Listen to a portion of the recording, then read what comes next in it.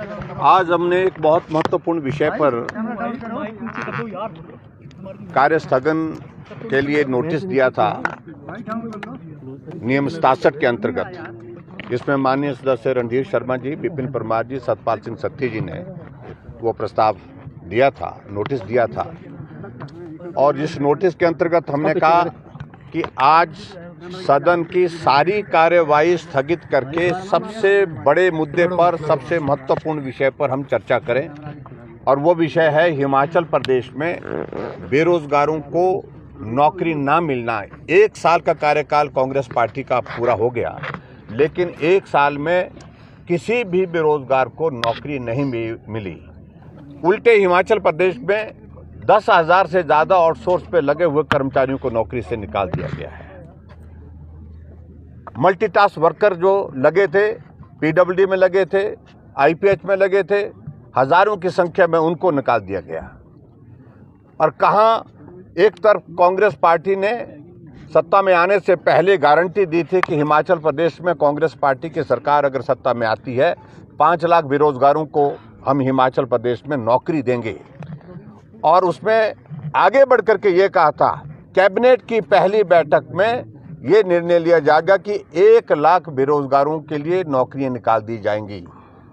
लेकिन 1 साल बीता, किसी भी कैबिनेट में नौकरी की खबर अभी तक हमको सुनने को नहीं मिली और किसी को रोजगार अभी तक मिला नहीं।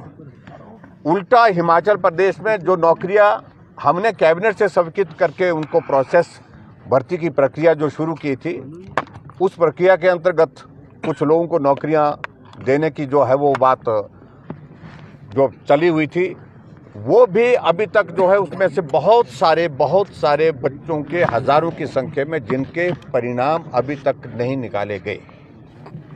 और इस प्रकार से परिस्थिति, इस प्रकार से हिमाचल प्रदेश में नौजवान बहुत फ्रस्ट्रेटेड है, चिंतित है अपने भविष्य के बारे में। नौजवान ओवर एज हो गए, लेकिन उसके बावजूद हिमाचल प्रदेश में कांग्रेस पार्टी ने जो वादा किया था, गारंटी दी थी, उसके मुताबिक तो कुछ किया ही नहीं। लेकिन हिमाचल प्रदेश में जो एक सामान्य परिस्थिति में भी जो नौकरी देने का जो क्रम होता था, उसको भी पूरी तरह से रोक दिया गया है। और मुख्यमंत्री एक ही बात को लेकर के कहते हैं कि हम जो है आर्थिक बदहाली के दौर में से गुजर रहे हैं। अगर उस दौर में से गुजर रहे हैं तो एडवाइजर कैबिनेट रैंक के साथ बनाए जाते हैं। उस दौर में से गुजर रहे हैं, सीपीएस 6 बना दिए जाते हैं हिमाचल प्रदेश में। ओएसडी की लंबी कतार खड़ी कर दी गई है। ऐसी परिस्थिति में मैं यही कहूँगा कि हिमाचल प्रदेश में जिस मुद्दे को बहुत गंभीर हम समझते हैं, उस मुद्दे पर आज हमने सदन के अंदर चर्चा करने की कोशिश की और चर्चा करने के लिए अभी उसमें इजाज़त नहीं दी।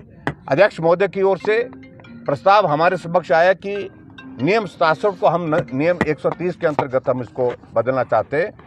और हमने विषय की गंभीरता को समझते हुए इस बात को भी स्वीकार किया, इस निर्णय को भी स्वीकार किया। हमने कहा 130 में कन्वर्ट करिए, लेकिन इस पर चर्चा होनी चाहिए। और कल के लिए चर्चा के लिए कही कि कल चर्चा करेंगे। लेकिन इस बीच में पार्लियामेंट्री अफेयर मिनिस्टर खड़े होकर के कहते हैं कि ये ड्रामा नहीं चलेगा। क्या बेरोजगारों की आवाज़ को विधानसभा के अंदर उठाना ये ड्रामा है? क्या बेरोजगारों के हित में विधानसभा के बाहर बात कहना क्या ये ड्रामा है? अगर उनके नजरों में अगर ये ड्रामा है तो निश्चित रूप से भारतीय जनता पार्टी इसको करती रहेगी, क्योंकि बेरोजगारों को नौकरी मिलनी चाहिए, रोजगार मिलना चाहिए, ये हमारी प्राथमिकता है। और दूसरे उसके पश्चात मुख्यमंत्री अपने आसन पर खड़े हो जाते हैं और जो बातें वो कहने की कोशिश कर रही हैं। जब 130 में हमने कह दिया कि 130 में हम चर्चा करने के लिए तैयार हैं, जब मुख्यमंत्री ने उस चर्चा का जवाब देना है, कल जवाब देने से पहले आज ही अपनी बात कहने शुरू हो गए कि ये हुआ वो हुआ आपके दौरान। मैं सारी बातों को लेकर के कोई बात नहीं कहना चाह रहा हूँ, लेकिन जिस प्रकार से हिमाचल प्रदेश में कांग्रेस सरकार ने बेरोजगारों के साथ धोखाधड़ी की है, गद्दारी की है, जिसको मैं बोल सकता हूँ अपने वादे के मुताबिक, गारंटी के मुताबिक, ये शब्द उचित है नहीं है, लेकिन ये शब्द छल किया है। तो ऐसे में मैं यही कहूँगा कि उनको माफ़ी मांगनी चाहिए बेरोजगारों से, और इस सारे विषय को लेकर के जो सदन में जो चर्चा के लिए हमने उठाया है, इसमें अपनी बात को स्पष्ट करना चाहिए। सर, जिस तरह से सरकार के भी जो यहाँ पे नारेबाजी की गई गारंटी उसको लेकर, जो राष्ट्रीय आपदा और तमाम चीज़ों को लेकर, किस तरह देखते हैं आप सरकार की ओर से? देखिए, मैं उस पर कोई टिप्पणी नहीं करना चाहता हूँ। सामान्य रूप से ये होता है कि सरकार में जब कोई दल होता है तो उनकी ओर से इस प्रकार का प्रदर्शन करने की आवश्यकता होती नहीं है, इस प्रकार से वो बात नहीं कहते। और बौखलाहट है, और जिसको मैं कह सकता हूँ, इनके यहाँ पर प्रॉब्लम ये है, मुश्किल ये है कि कोई भी सलाह देने वाला आदमी नहीं रह गया, हर कोई हर कुछ करने के लिए उतर जाता है। तो ये परिस्थिति कांग्रेस पार्टी के अंदर एक फ्रस्ट्रेशन, और ज़्यादातर वो लोग थे जिनको कुछ बनाया नहीं है। वर्चस्व की लड़ाई है सर, वर्चस्व, ये वर्चस्व की लड़ाई है। आउटसोर्स पर रखे जो कर्मचारी निकाले गए हैं, सरकार तर्क दे रही है, आपकी सरकार ने उनके लिए कोई खास नीति नहीं बनाई थी। हमने तय किया, हमने उनको लगाया, और उसके बाद हमने इस बात के लिए कहा कि जितने भी आउटसोर्स में लगे हुए कर्मचारी हैं उनको नहीं निकालेंगे। ये हमने उस वक्त जो है बड़ी क्लियर टर्म्स में उनके साथ बातचीत भी की थी, उनका डेलीगेशन भी, और ये हमने एक नीतिगत एक फैसला ले लिया हुआ था, और कमेटी कॉन्स्टिट्यूट करके हमने उसमें तय किया था कि उनको नहीं निकालेंगे।